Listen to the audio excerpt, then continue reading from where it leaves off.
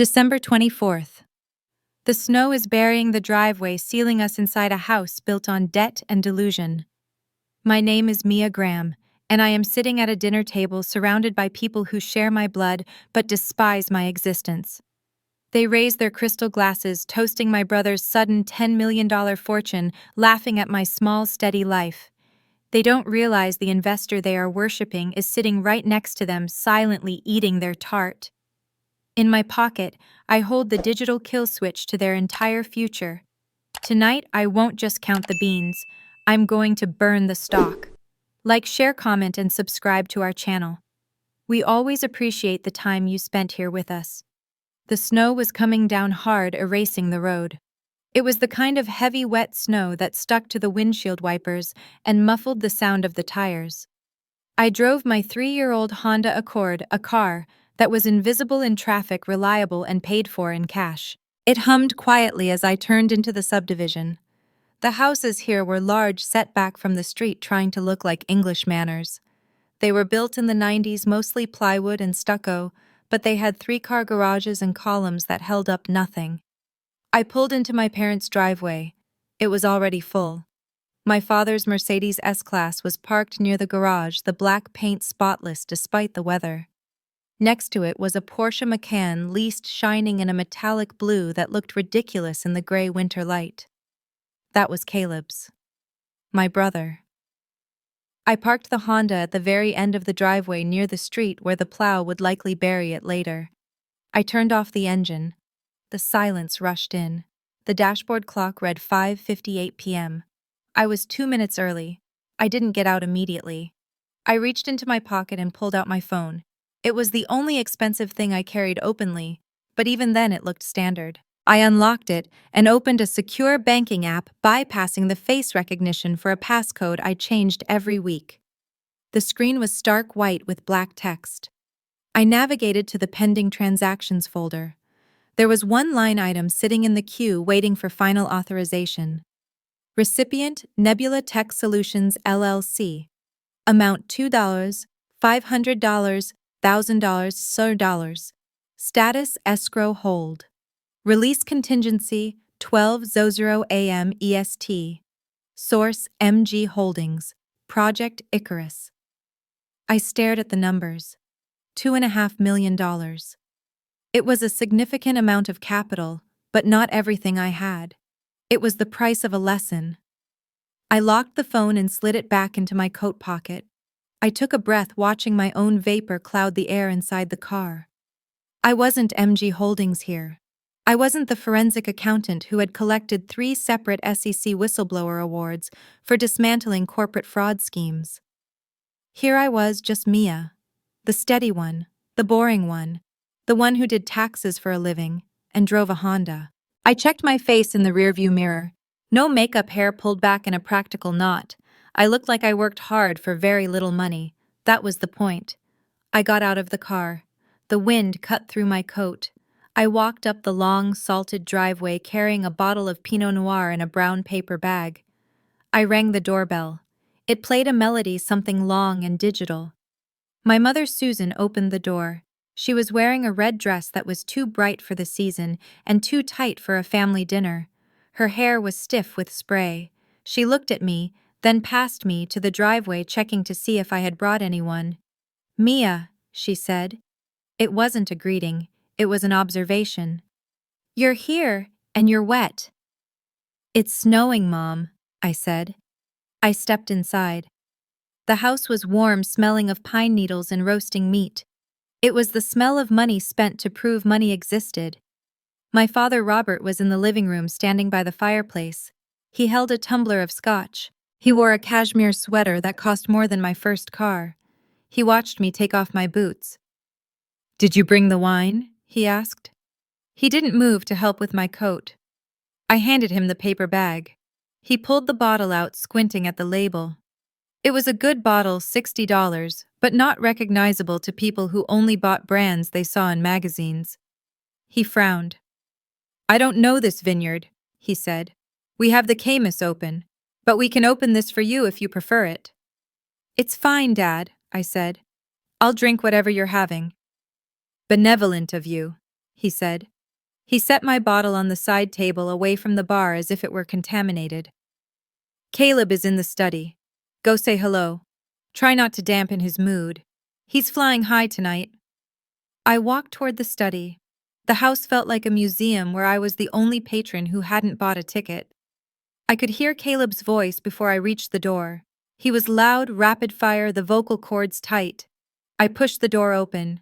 Caleb was pacing the length of the Persian rug. He was 32, 3 years older than me, but he had the energy of a teenager on stimulants. He was wearing a suit jacket with jeans and sneakers, the uniform of the disrupted tech genius. He was on the phone, a headset in his ear. No, listen to me, he was saying. The valuation is pre-money. We're scaling. The burn rate is irrelevant if the user acquisition holds. Yes, yes. He saw me. He didn't smile. He just pointed to the coat rack in the corner, snapping his fingers, and then pointing to the jacket he had thrown over a leather chair. He wanted me to hang it up. I walked over, picked up his jacket, Italian wool, and hung it on the rack. I stood there waiting. He tapped his ear. I have to go. My sister is here. The accountant. Yeah, okay, bye. He ended the call and turned to me. His eyes were wide, pupils dilated. He looked like he hadn't slept in a week. Mia, he said, you look tired. Tax season come early. It's December, Caleb, I said. How is the company? The company. He laughed. It was a sharp barking sound. The company is a rocket ship. We're fueling up. Tonight is the night, Mia, the big one. He walked over to the desk and picked up a crystal decanter, pouring himself a drink. His hand shook slightly. I closed a seed round. A silent partner. Massive injection. I'm signing the final digital disclosures tonight. By Christmas morning, Nebula is worth $10 million.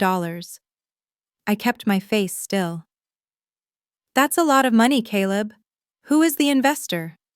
Anonymous, he said, waving his hand dismissively. Some institutional trust. They loved the pitch. They saw the vision. Unlike some people. He looked at me pointedly. Dad said you asked him if I had a business plan. That was cute. I asked if you had a product, I corrected. Do you? We have an MVP, he said. Minimum viable product. You wouldn't understand the terminology. It's about potential, Mia. It's about capturing the market before the market knows it exists. You count beans. I grow the stock. My phone buzzed in my pocket, one short vibration. I knew what it was. My lawyer, acting as the proxy for the trust, was sending the final confirmation request for the good faith clause. Caleb's phone on the desk lit up at the same exact moment. Hang on, he said. He grabbed his phone. It's the lawyer, the investor's rep. He held up a finger, silencing me. He answered the phone, his voice shifting instantly into a slick, deferential tone. Hello. Yes, this is Caleb. I'm ready. The family is celebrating right now. Yes, absolute confidence. We're honored to have you on board. He looked at me while he spoke, his eyes full of triumph. He was looking at his sister, the simple accountant, while talking to the multi-millionaire investor who held his fate in her hands. He didn't know he was looking at the same person. I'll check the email now, Caleb said. Thank you. He hung up. He looked at me and grinned. Go tell Mom and Dad to pour the champagne. I need to print something. And Mia, try to look happy. Someone in this family finally made it. We moved to the dining room. The table was set with the good china, the Lenox with the gold rim that was hand-washed only. A long runner of evergreen branches and holly berries stretched down the center, flanked by silver candlesticks that were tall enough to obstruct vision across the table. It was a setting designed for a magazine spread, not a conversation. My mother directed the seating with a wave of her hand. Robert took the head of the table. Susan sat to his right. Caleb took the seat to his left, the position of the prodigal son. I was placed next to Caleb, facing my mother, effectively blocked from the main triangle of power. The room was overheated.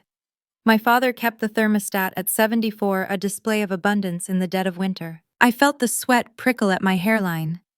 Dinner was a prime rib roast, sitting in a pool of dark juice, surrounded by roasted root vegetables. It looked heavy. Robert picked up the carving knife. He sharpened it against the steel rod, the shing shing shing sound, rhythmic and aggressive. He sliced the meat thick. "To family," Robert said, lifting his glass.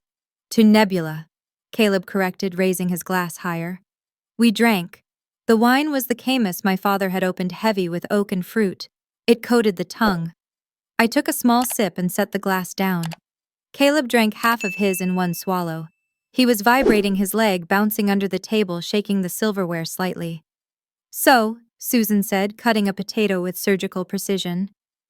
"Tell us everything, Caleb." The lawyer sounded positive on the phone. Positive. "He was practically begging," Caleb said. He gestured with his fork. "We're in the final contingency period. It's a formality. The wire is already in escrow. At midnight the funds release. 2.5 million. Cash." My father stopped chewing. He looked at his son with a mixture of reverence and hunger. 2.5 million, he repeated. "And the valuation?" 10, Caleb said. 10 million post money, and this is just the seed round. Series A is where we really blow up. I'm projecting a $50 million cap within 18 months. I watched him. I knew the projections.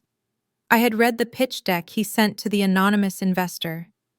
It was filled with buzzwords: synergy, disruption, AI-driven logistics, but the underlying financials were a disaster.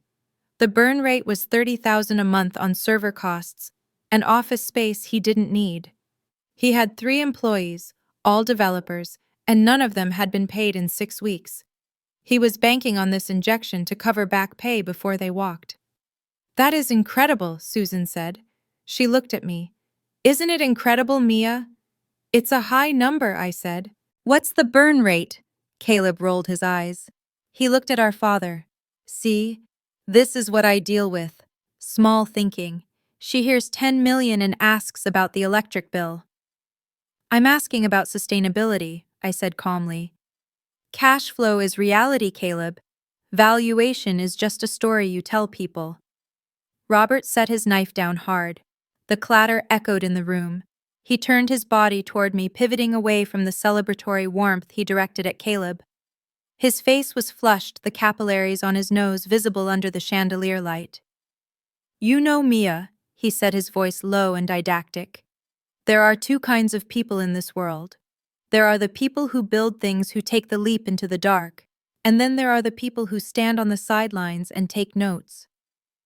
"I don't just take notes, Dad," I said. "I audit companies. I keep them from going to jail." "You check boxes," Robert said. He picked up his wine glass, swirling the red liquid. "You're safe. You've always been safe. You went to the state school because the tuition was sensible.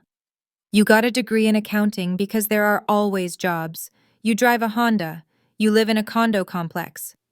He said condo complex like it was a disease. "That's why Caleb is the CEO. That's why he's sitting on $10 million of equity and you're steady." The word hung in the air. Steady. In this house, it wasn't a compliment. It was a slur. It meant unimaginative. It meant fearful. It meant I was a peasant in a castle of kings. "Steady pays the bills," I said. I cut a piece of meat. It was rare blood red in the center. "Does it?" Caleb laughed. He refilled his glass, spilling a drop on the white tablecloth. He didn't notice. "Come on, Mia, be honest. How much do you pull down at that firm? 80-90? "Enough," I said. "I'll spend 90 on marketing in Q1, Caleb said. He leaned back, draping his arm over the back of the chair. "That's the difference. You work for money. Money works for me." "Caleb takes risks." Susan added, her voice soft, trying to smooth the edge but only sharpening it. "It takes courage to be a visionary, Mia. Not everyone has that constitution. We're proud of you for what you do, of course. Someone has to do the taxes." I chewed the meat. It was tender, perfectly cooked, but it tasted like iron. I swallowed. I felt the phone in my pocket against my thigh. It was heavy like a loaded gun. I looked at Caleb. He was flushed with victory, high on the dopamine of a deal he hadn't actually closed yet. I decided to give him one chance. One actual, legitimate chance to show he wasn't just a gambler with other people's money. Caleb, I said. I kept my voice neutral. Forget the money for a second. The platform. Nebula. Is it ready? I mean, really ready. If you get this money, you have to scale. Does the code handle the load? Or is it held together with duct tape? Caleb's smile vanished. His eyes narrowed.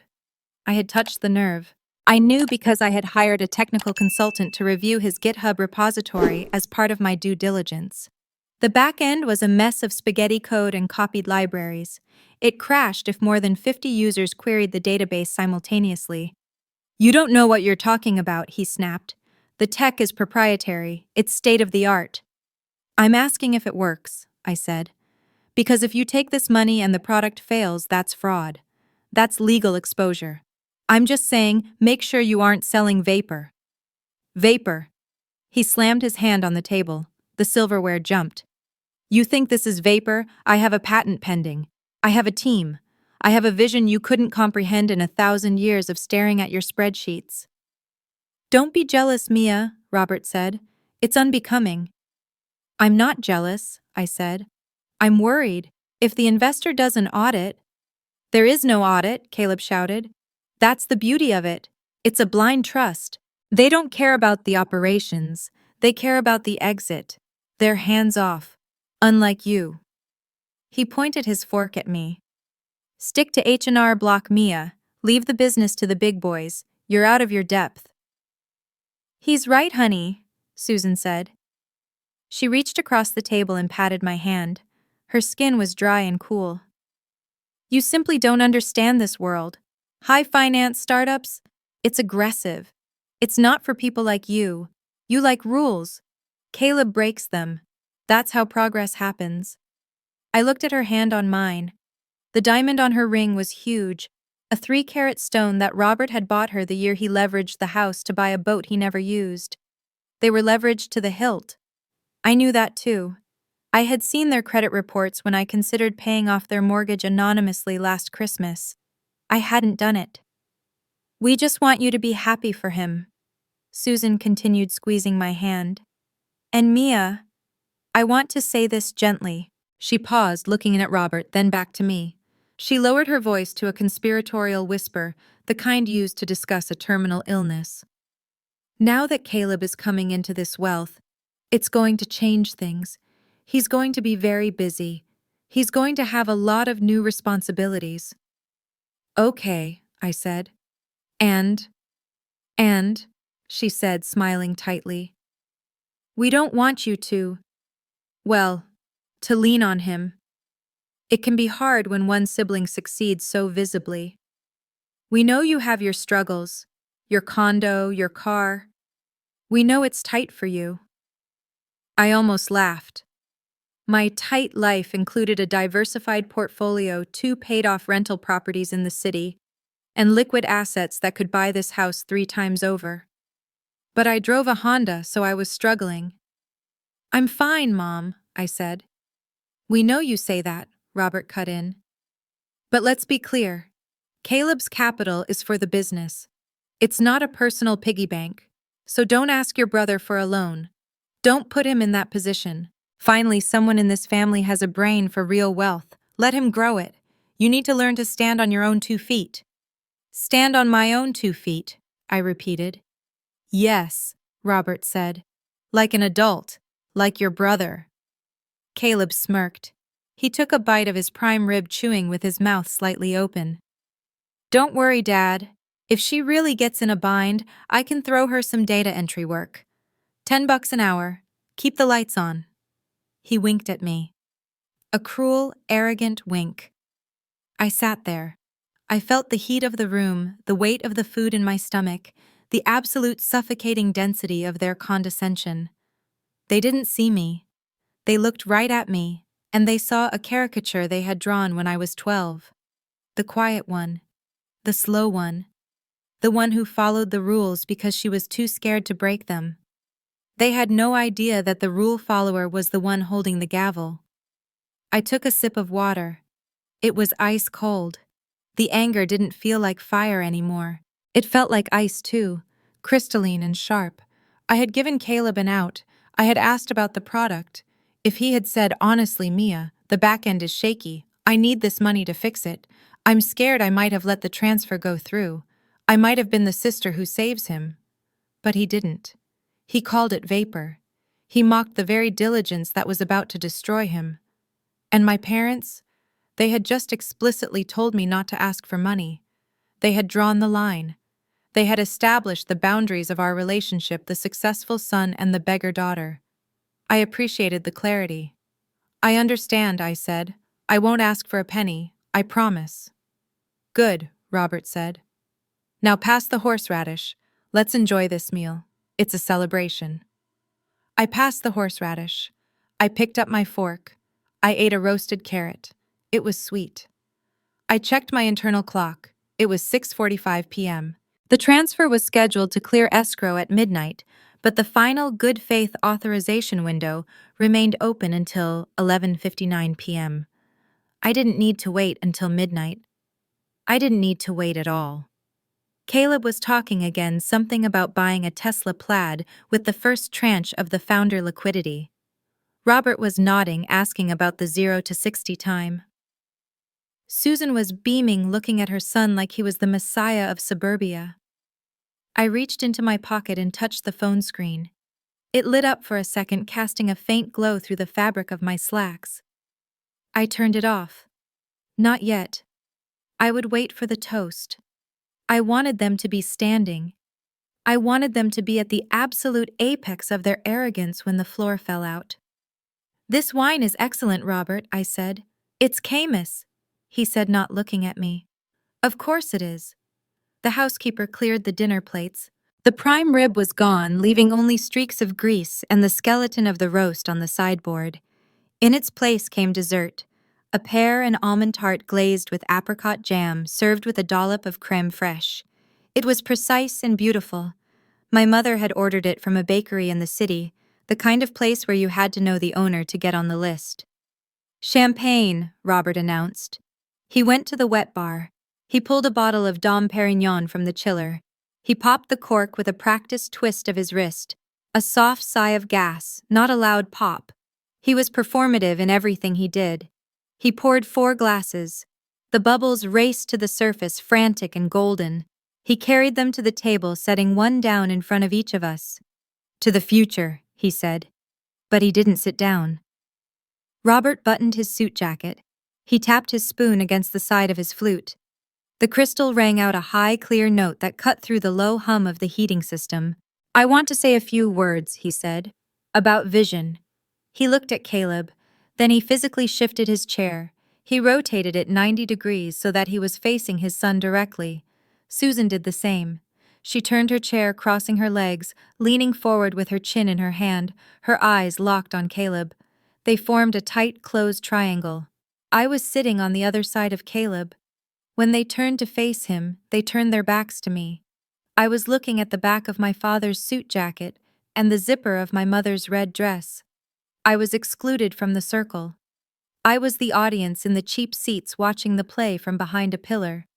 Caleb, Robert began, his voice dropping an octave to signify gravity. When you were born, I looked at your hands. They were large, strong. I knew then that you were a builder, a man who would shape the world, not just live in it. Caleb bowed his head, feigning humility. He swirled his champagne, watching the vortex. It hasn't always been easy, Robert continued. Genius is rarely understood by the masses. We've seen you struggle. We've seen the late nights. We've seen you endure the skepticism of lesser minds. He paused.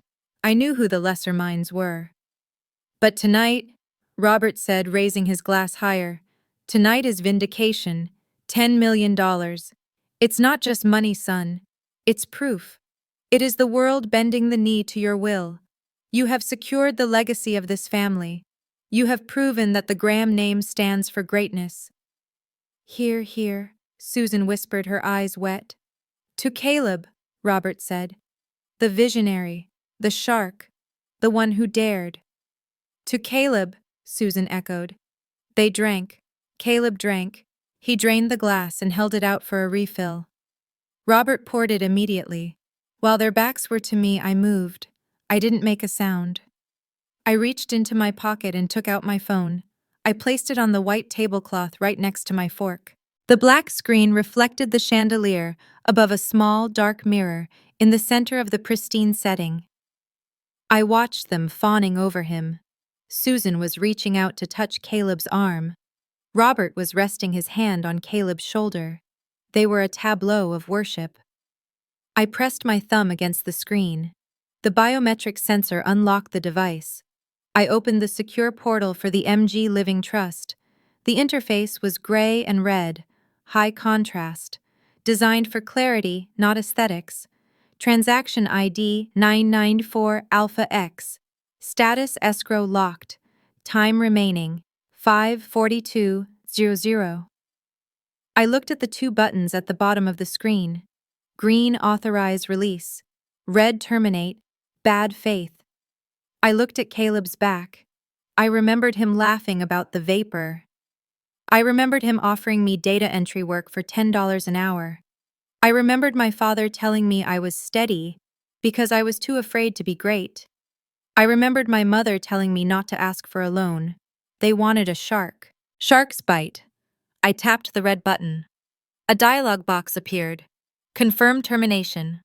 This action is irreversible. Funds will return to principal origin immediately. Below that, a text field. Reason for termination, optional. I tapped the field. I typed due diligence failed founder, character deficit. I hit confirm. The screen loaded for a fraction of a second. A spinning circle. Then a green checkmark appeared next to the words, transaction cancelled. Funds recalled. I locked the phone. I left it on the table. I picked up my dessert fork. I sliced the tip of the pear tart. The crust flaked perfectly. The room was still full of the energy of the toast. Robert was sitting down now, but he was still turned toward Caleb. So, Robert said, beaming, when does the wire actually hit midnight? Midnight. Caleb said, his mouth full of tart. It's programmed. Once the clock strikes, the escrow agent releases the batch. I'll wake up rich. Ping. The sound came from Caleb's jacket pocket. It was a standard notification sound, bright and cheerful. Caleb didn't stop eating. Probably a congratulations text. Word travels fast. Ping. Another one. Then a long, sustained vibration against the wood of the table where he had set his phone down earlier. The screen lit up. It wasn't a text. It was a call. Caleb glanced at it. He froze. He swallowed the pastry with difficulty. It's the lawyer, he said. Vance. Probably just confirming the details, Robert said. Put him on speaker. Let's thank him. No, Caleb said. He looked nervous. I'll take it. He picked up the phone. He swiped to answer. He brought it to his ear. Mr. Vance, Caleb said. His voice was loud, projecting confidence for our benefit. Merry Christmas. We were just toasting the... He stopped. The room went silent. I took a bite of the tart. The almond paste was sweet, balanced by the acidity of the apricot. It was delicious. I watched Caleb's face. The change was physical. The blood drained out of his cheeks, leaving them a sickly waxen yellow. His mouth opened slightly, his jaw going slack. The confidence, the bravado, the adrenaline, it all evaporated, leaving behind a terrified child. What? Caleb whispered. He listened. He stood up abruptly. His chair scraped loudly against the hardwood floor, a harsh, tearing sound. What do you mean, terminated? He said. His voice cracked. That's impossible. The contract is signed. The money is in escrow. Robert and Susan exchanged a look, a flicker of panic. Robert started to stand up. Caleb, Robert asked. What is it? Caleb held up a hand, silencing his father. He was gripping the phone so hard his knuckles were white. Bad faith, Caleb shouted into the phone. What bad faith? I haven't done anything. I haven't even touched the accounts yet. Who is the principal? Put them on the line. He listened again. He began to pace just like he had in the study, but this wasn't the pacing of a genius. It was the pacing of a trapped animal. "You can't do this," Caleb said. "I have commitments I have. Hello, hello?" He pulled the phone away from his ear. He stared at the screen. "He hung up," Caleb said. The words came out as a wheeze. "Who hung up?" Robert demanded. "Vance?" "The deal," Caleb said. He looked at his father, his eyes wide and wet. "The deal is dead. Dead." Susan let out a small, strangled noise. "What do you mean, dead?" "The investor pulled out," Caleb said. He dropped into his chair. He looked like he had been shot. "They triggered a kill clause. Something about character deficit." They recalled the wire. "The money is gone." "Gone!" Robert's voice rose to a shout. "It can't be gone. It was in escrow. That's a binding contract." "They had a window," Caleb said, staring at the tablecloth. "A good faith window until midnight. They used it." "Call them back!" Susan screamed. She stood up, knocking her napkin onto the floor. "Call Vance back. Tell him it's a mistake. Tell him we'll sue." "We can't sue," Caleb said quietly. "I signed the term sheet. It gave them total discretion. If they don't like the cut of my jib, they can walk." They walked. "Why?" Robert demanded. "Why now? At Christmas dinner? Why would they do that?" "I don't know," Caleb yelled. He grabbed his hair with both hands. "I don't know who they are. It was a blind trust. They could be anyone." The silence returned. It was heavier now. It was the silence of a vacuum sucking the oxygen out of the room. The celebration was a corpse. The champagne was flat. The dream of the $10 million valuation, the Tesla plaid, the legacy, it was all ash. Robert sat down heavily. He looked old. The vitality that had filled him during the toast was gone. He looked at the table, his eyes unfocused. 10 million, he muttered. Gone. Susan was crying. Not a polite cry, but a jagged, ugly sobbing. She put her face in her hands. I took another bite of the tart. My fork clinked against the china. The sound was small, but in that silence it was like a gunshot. They stopped. They froze. Slowly they remembered I was there. They had forgotten me completely during the toast, during the panic. I was just furniture. But the sound of the fork brought them back.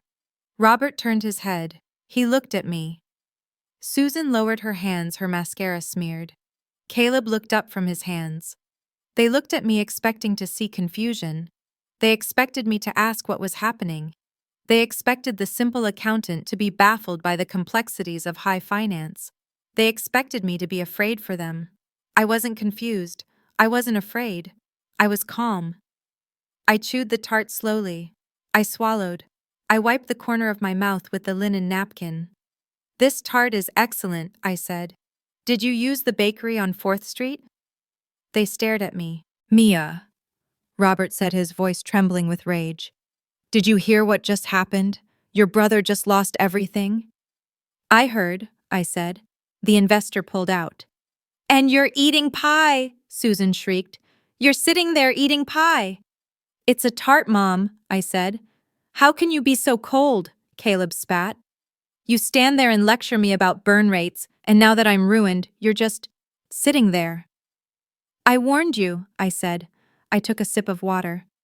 "I asked you if the product was real. I asked you if you were selling vapor." "This isn't about the product," Caleb yelled. "It was personal. They said it was a character deficit. Who even says that?" I looked at him. I looked him right in the eyes. "An auditor," I said. The word hung there. Caleb blinked. "What?" "An auditor says that," I repeated, "when they check the books and find out the management is incompetent and the assets are inflated." "What do you know about it?" Robert snapped. "Stick to your tax returns." "I do stick to them," I said. "That's how I have the money." Caleb frowned. His brow furrowed. "What money?" I reached out and picked up my phone from the table. I unlocked it again. I turned the screen around so it faced them. The brightness was turned up all the way. The screen showed the transaction dashboard. The red text, funds recalled. The green text, available balance, $2, $500, $1,000.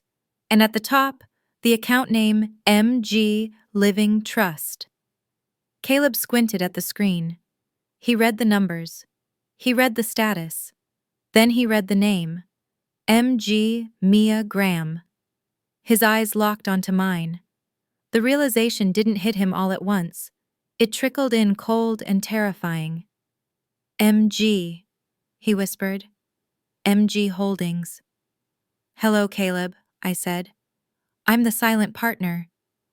The room didn't just go quiet. It went dead. It was the kind of silence you find in a deep freeze, absolute and preserving. Caleb stared at the phone screen. He looked at the account balance, then at the name, then at me. His brain was misfiring. The cognitive dissonance was too great. He couldn't reconcile the sister he had mocked 5 minutes ago with the entity that had just decapitated his company. MG, he said again. The sound was wet, like he had forgotten how to swallow. You're the trust.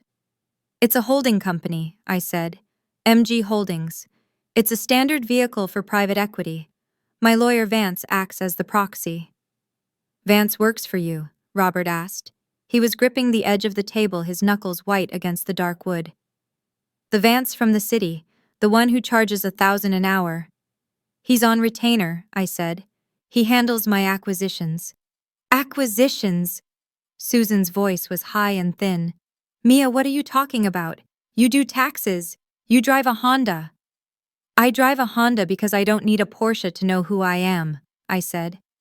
I slid the phone across the table toward Caleb. Look at the transaction history, Caleb. Look at the source of funds. Caleb picked up the phone. His hands were shaking so bad he almost dropped it. He scrolled. He tapped the screen with a trembling finger. Whistleblower Award 2022, he read aloud. SEC Docket 44B, 900,000. Whistleblower Award 2024, SEC Docket 12F, 1.6 million. He looked up, his eyes bloodshot. What is this? I'm a forensic accountant, Caleb, I said. I don't just file 1040s. I specialize in corporate fraud detection. I find the bodies buried in the ledgers, and when I find them in publicly traded companies, the government pays me a percentage of the sanctions to report them. It's called the Dodd-Frank Whistleblower Program. I took a sip of water. It was room temperature now. I caught a pharmaceutical chain inflating their inventory assets 3 years ago, I continued. That was the first payout. Last year I found a logistics firm hiding debt in offshore shell companies. That was the second.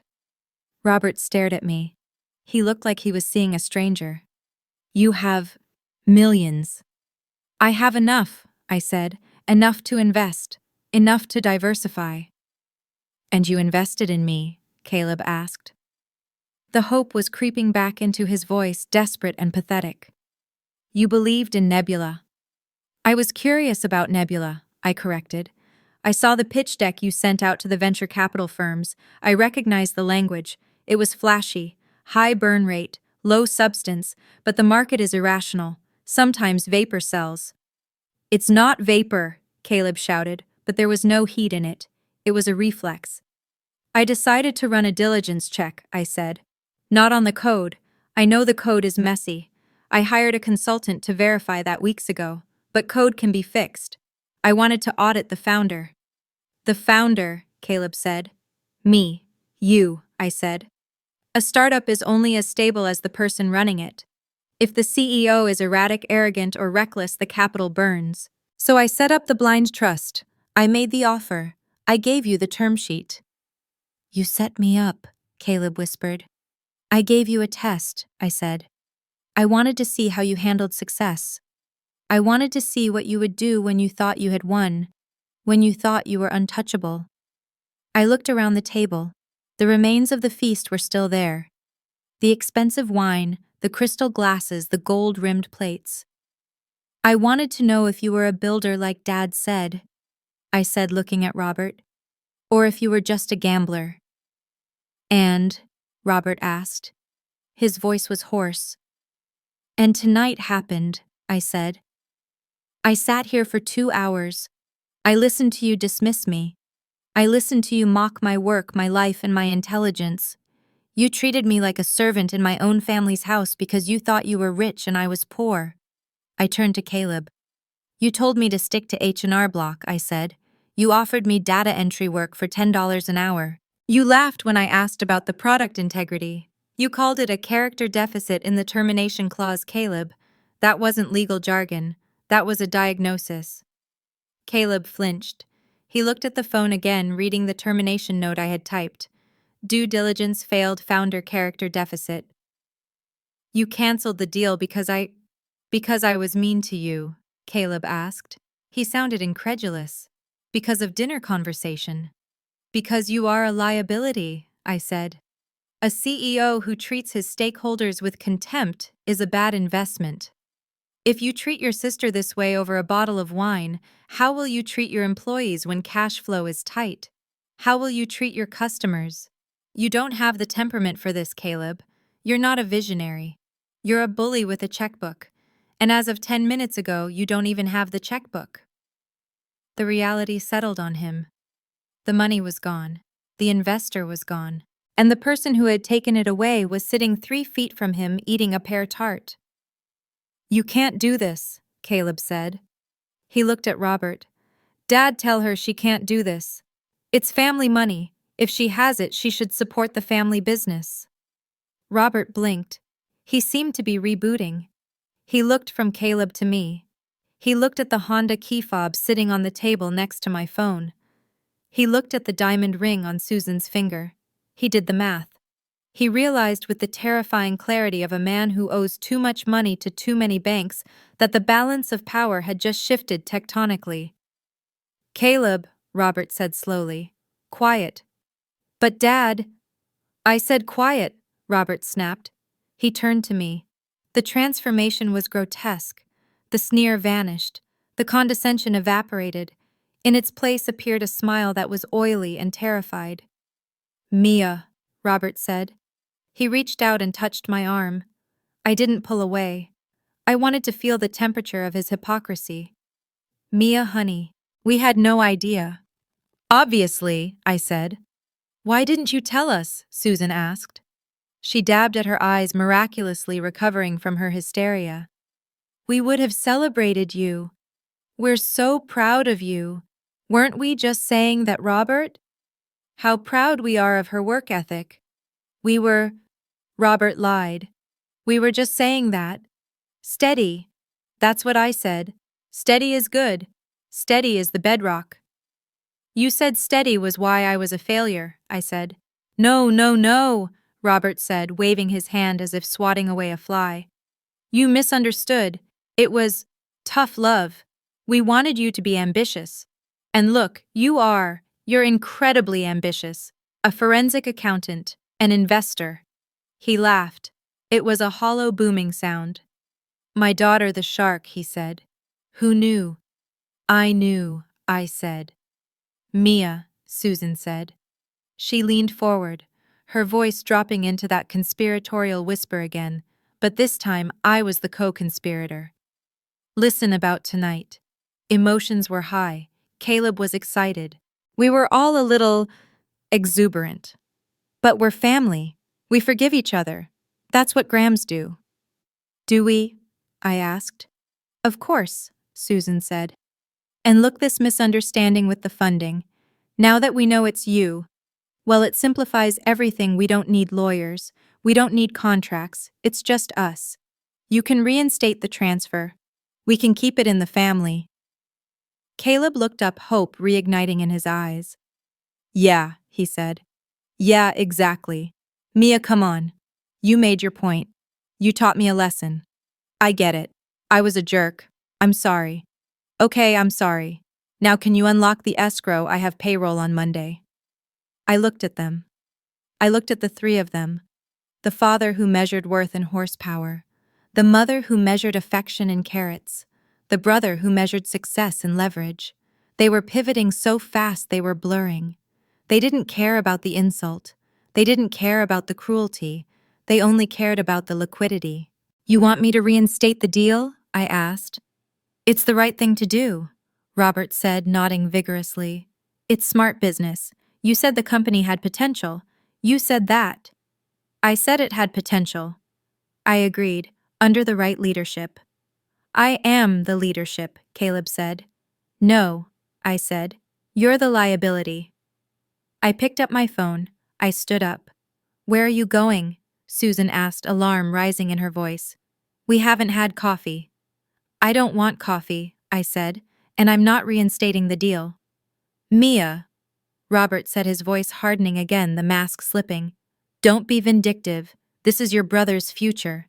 He has a future, I said. He can get a job. He can learn to code properly. He can stand on his own 2 feet. Isn't that what you told me, Mom? Just an hour ago? Susan flinched. I didn't mean it like that. You meant exactly that, I said. You told me, don't ask your brother for a loan. You were very clear. You were protecting his assets from me. You drew the line. I buttoned my coat. I'm respecting the line, I said. I'm not asking him for a loan, and I'm certainly not giving him one. It's not a loan, Caleb screamed. He stood up, knocking his chair over. It's an investment. It's equity. It's charity, I said, and I don't give to this specific cause. You ungrateful little bitch, Caleb spat. The room went silent again. Robert didn't correct him. Susan didn't gasp. The veneer of family supports family cracked, and the ugly truth underneath showed through. They didn't love me. They tolerated me when I was poor, and they wanted to use me now that I was rich. And because I refused to be used, I was the enemy. There it is, I said softly. There's the real face. Sit down, Mia, Robert ordered. He used his command voice, the one he used on waiters and valets. You are not walking out of here with that money. That money belongs to this family's reputation. We have debts. We have obligations. I asked. I don't have debts, Dad. You do. I am your father, he shouted. I raised you. I put a roof over your head. And you reminded me every day how small I was under it, I said. I picked up the Honda key from the table. You bet on the wrong horse, Dad, I said. You put all your chips on Caleb because he was loud and he was a man and he looked like you. You ignored the person who actually knew how to count. I walked toward the door. If you walk out that door, Robert yelled after me, don't come back, you hear me? You're cut off. I stopped in the archway of the dining room. I turned back one last time. Caleb was red-faced, panting, standing over his fallen chair. Susan was weeping into her napkin, mourning the loss of the status she thought she had secured. Robert was standing with his fists clenched, shaking with impotence. Cut off from what? I asked. I gestured to the room, to the fake columns, to the leased cars in the driveway, to the mortgage I knew was 3 months in arrears, to the son who was a fraud and the parents who were enablers. You have nothing I want, I said. I'm the one who was bringing the value to this table.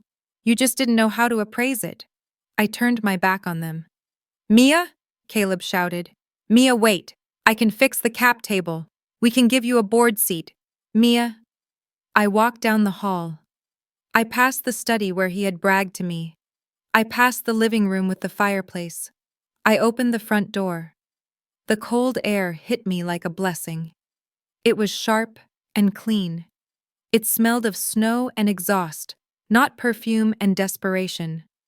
I stepped out onto the porch. The door didn't slam behind me. I closed it firmly with a click. The mechanism engaged. Locked. I walked down the steps. The snow was deeper now, covering the salt. My boots crunched into it. I didn't look back at the window. I knew they were watching. I knew they were standing there staring out at the driveway, watching the simple accountant walk away with their salvation in her pocket. I reached my car. It was covered in a layer of white. I brushed off the driver's side window with my gloved hand. I got in. The engine started instantly. No hesitation. Just a steady, reliable hum. I backed out of the driveway, maneuvering around the Porsche and the Mercedes. They looked like toys now. Expensive, useless toys left out in the cold. I shifted into drive and headed toward the main road. The headlights cut a path through the storm. I checked the time. 8:15 p.m. The night was still young, and for the first time in my life, I didn't feel heavy. I felt light. I felt absolutely terrifyingly weightless. I had balanced the ledger. The highway was a ribbon of gray cutting through the white dark. The snow was falling heavier now, large flakes that rushed at the windshield like sparks from a grinder. I didn't turn on the radio. I needed the hum of the tires and the rhythmic thwack hiss of the wipers. It was the sound of distance accumulating. Every mile was a physical barrier I was placing between myself and the house with the columns. My phone sitting in the cup holder lit up. It was Robert. I let it ring. It vibrated against the plastic, a buzzing insect demanding attention. It stopped, then lit up again immediately. Susan, then Caleb, then Robert again. They were cycling through the roster, passing the phone around, trying to find the frequency that would trigger my guilt. They didn't understand that the receiver had been disconnected years ago. I had just finally cut the wire. I reached over and held the power button. The screen went black. The car felt quieter instantly.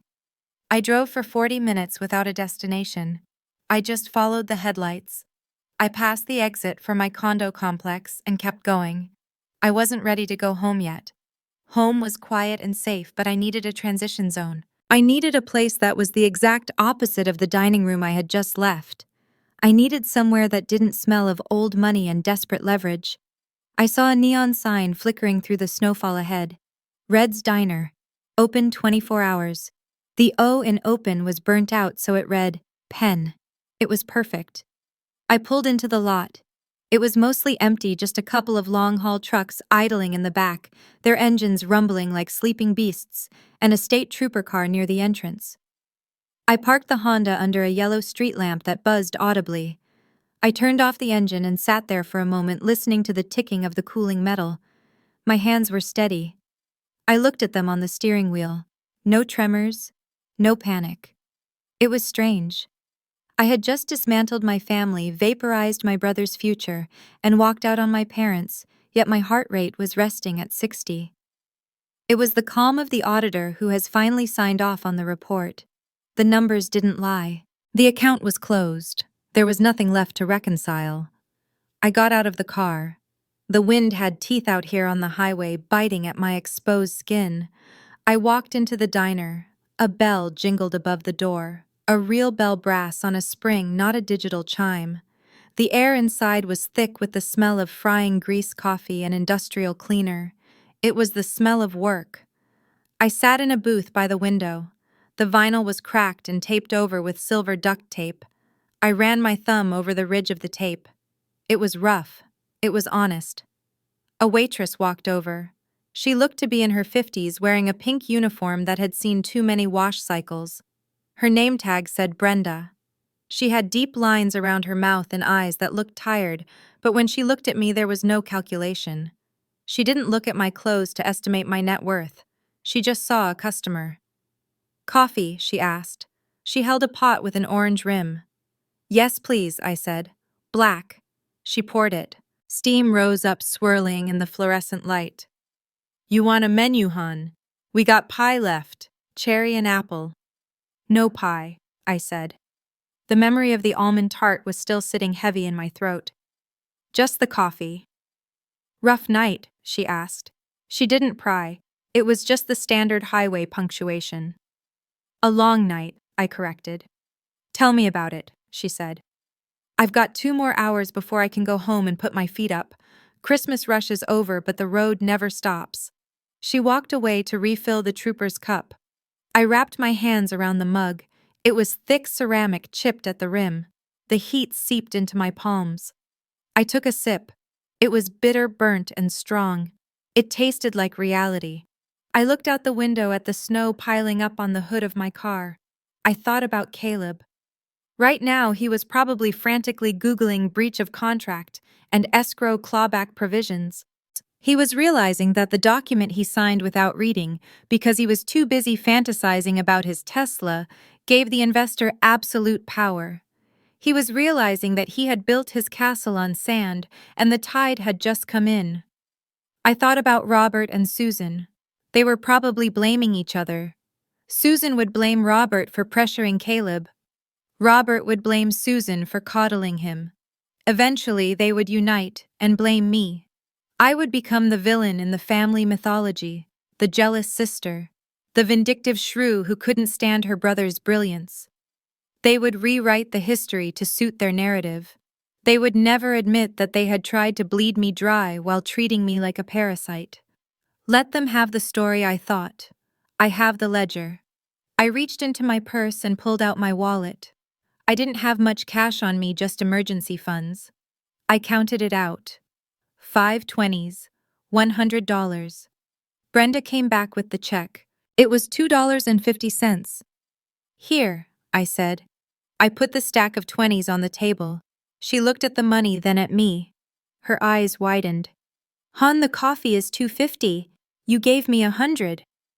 I know, I said. Keep it. Merry Christmas. She stood there holding the pot. Her face softened, the tiredness lifting for a second. Are you serious? You don't have to do that. I want to, I said. You're working. You earned it. She hesitated, then reached out and took the bills. She didn't fawn. She didn't cry. She just nodded, a sharp, respectful dip of the chin. Thank you. This helps. You have a safe drive, you hear? I will, I said. She walked back to the counter, tucking the money into her apron. It was a transaction of mutual respect. Labor recognized labor. There was more dignity in that exchange than in 20 years of dinners at the Graham house. I stood up. I buttoned my coat. I walked to the door, the bell jingling again as I pushed it open. Outside, the snow had slowed. The storm was passing. The air was still freezing, but the sky was beginning to clear in the west, revealing a few hard, bright stars. I looked up at them. They didn't care about startups or valuations or social climbing. They just burned. I walked to my car and brushed the fresh snow off the door handle. I got in and started the engine. The heater kicked on, blasting warm air. I put the car in reverse, then drive. I pulled out of the lot, leaving the flickering pen sign behind me. I merged back onto the highway. The road ahead was plowed and salted, a black path cutting through the white landscape. I didn't know exactly where I was going next. Maybe I would book a flight to the coast. Maybe I would just go home, make a sandwich, and sleep for 12 hours. It didn't matter. I was steady. I was solvent. And for the first time, I was free. I checked the rearview mirror one last time, but the darkness had already swallowed the road behind me. There was nothing back there to see. The debt was paid. The account was zeroed out. I pressed the accelerator and the Honda moved forward, gripping the road, driving into the quiet, open night. The ledger was balanced. Mia's headlights eventually faded into the distance, leaving only the quiet of the winter night behind. It is rare that life allows for such a perfect settling of accounts, but when the numbers finally align, the clarity is undeniable. If you enjoyed this journey into the precise mechanics of a calculated payback, please subscribe and leave a comment. We read every single comment of your thoughts. Thank you for listening. This has been a story from Revenge Hour. We'll see you next time.